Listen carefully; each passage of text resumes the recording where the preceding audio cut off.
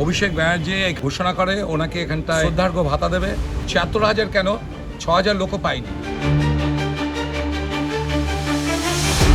তাহলে কেউ তথ্য চুরি করেছিল, সরকারি তথ্য? এই টাকাটার উৎসটা কোথায়? 2024 সালের জানুয়ারি মাস থেকে নিজের লোকসভা কেন্দ্র ডায়মন্ড হারবারের প্রবীণদের জন্য বার্ধক্য ভাতা প্রকল্প চালু করেছিলেন তৃণমূলের সর্বভারতীয় সাধারণ সম্পাদক অভিষেক বন্দ্যোপাধ্যায়। অভিষেক বন্দ্যোপাধ্যায় সংসদীয় এলাকা ডায়মন্ড হারবারে এবার শ্রদ্ধার্ঘ্য ভাতার টাকা উৎস নিয়ে বিষ্ণুপুর থানায় অভিযোগ করলেন বিজেপি নেতা অভিজিৎ দাস ওরফে ববি। ডায়মন্ড হারবারে ৭৬,০০০ বৃদ্ধ বৃদ্ধাকে বার্ধক্য ভাতার নামে প্রতি মাসে ১,০০০ টাকা দেওয়ার প্রতিশ্রুতি অভিষেকের, যার পোশাকি নাম শ্রদ্ধার্ঘ্য। অভিষেক বন্দ্যোপাধ্যায় শ্রদ্ধার্ঘ্য প্রকল্পে দুর্নীতির অভিযোগ। বিভিন্ন অনুষ্ঠানে কয়েকজনকে কুমির ছানার মতো দেখিয়েছিলেন অভিষেক। পুরোটাই ভুয়ো অভিযোগ বিজেপি নেতা অভিজিৎ দাস ওরফে ববি। আর এই মুহূর্তে আমি দাঁড়িয়ে রয়েছি দক্ষিণ ২৪ পরগনা বিষ্ণুপুর থানার সামনে। আমি একটু ছবিটা দেখাতে বলবো। ইতিমধ্যেই কিন্তু বিজেপি নেতা অভিজিৎ দাস ওরফে ববি কিন্তু থানায় কি এফআইআর দায়ের করেন। যে ছবি দেখাচ্ছি ইতিমধ্যেই দেখতে পাচ্ছি একেবারে সেই ছবি।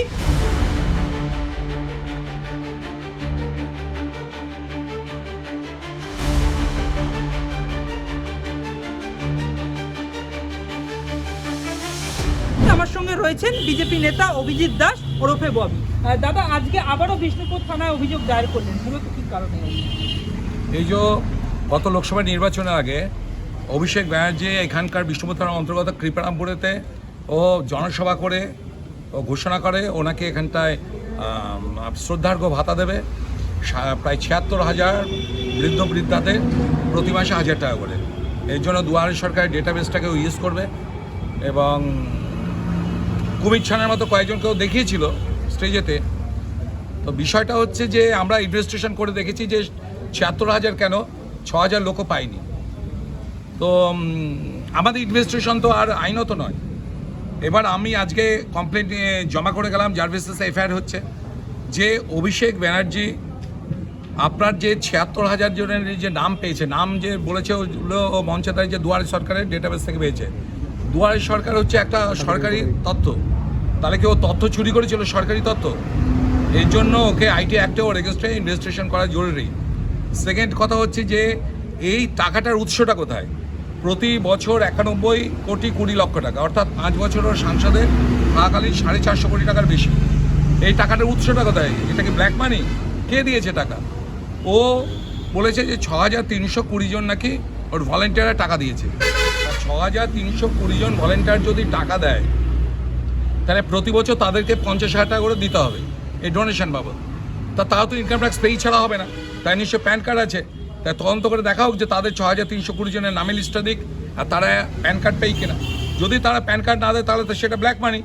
তাহলে কি ৬,৩২০ জনের মাধ্যমে ব্ল্যাক মানি কি হোয়াইট করছে? এটা তদন্তের আওতায় আনতে হবে।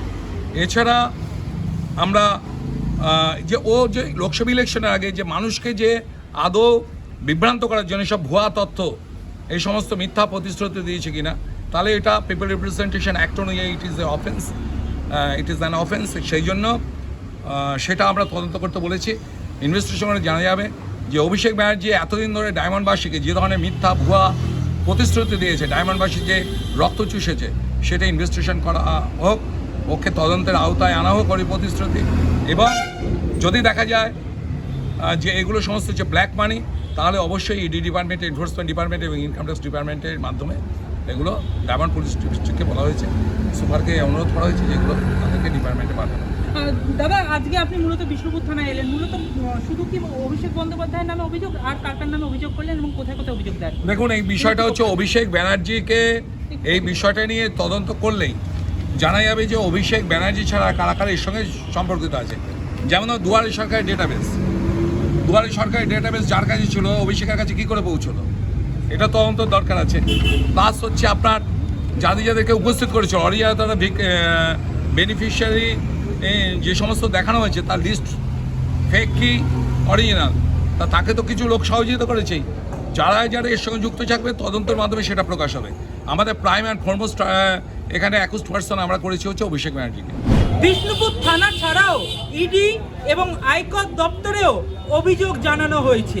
যদি বার্ধক্য ভাতার নামে অভিষেক বছরে 91 কোটি টাকা দেন, তাহলে সেই টাকা উৎস কি? প্রশ্ন বিজেপি নেতার। বিষ্ণুপুর থেকে বিশ্বজিৎ নস্কর রিপোর্ট, বাংলা হান্ট। আরো ভালো ভালো খবর দেখতে সাবস্ক্রাইব করুন বাংলা হান্টের ইউটিউব চ্যানেল। বাংলা হান্টের আরো খবর দেখতে নজর রাখুন। বাংলা খবর মানেই বাংলা হান্ট।